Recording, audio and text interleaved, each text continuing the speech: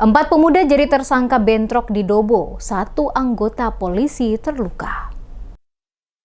Polres Kepulauan Aro menetapkan 4 orang sebagai tersangka dalam kasus bentrokan antar kelompok pemuda yang terjadi di Kota Dobo, Kabupaten Kepulauan Aro pada Sabtu 9 Mei 2026 dini hari. Dari 4 tersangka tersebut, 3 orang telah diamankan, sementara 1 lainnya masih dalam pengejaran polisi.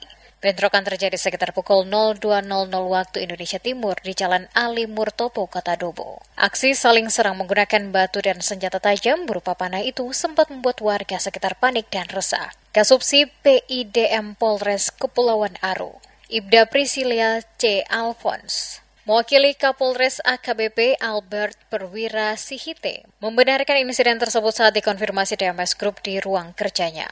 Menurut Priscilia, personel Polres Kepulauan Aro langsung bergerak menuju lokasi untuk mengendalikan situasi. Namun saat proses pembubaran berlangsung, bentrokan masih terus terjadi. Dalam upaya pengamanan itu, seorang anggota polisi bernama Bribda Luis Rahayaan terkena panah di bagian paha kanan saat berusaha melerai kedua kelompok pemuda yang terlibat bentrok. Korban diketahui merupakan Banit Reskrim Polsek Pulau-Pulau Aro. Ia kemudian dilarikan ke RSUD Cendrawasih Dobo untuk mendapatkan penanganan medis dan telah menjalani operasi guna mengeluarkan anak panah yang tertancap di pahanya.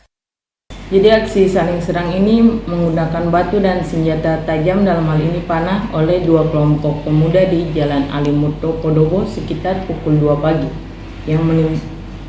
Dalam menindaklanjuti kejadian ini, personel Polres bereaksi cepat dengan menuju TKP untuk mengamankan situasi. Setiba di lokasi kejadian, personel mencoba melerai namun tidak diharapkan dan aksi saling serang antar kedua kelompok pemuda terus dilancarkan. Dalam hal ini ada salah satu anggota Polres yang berupaya melerai aksi saling serang terkena panah di bagian paha kanan.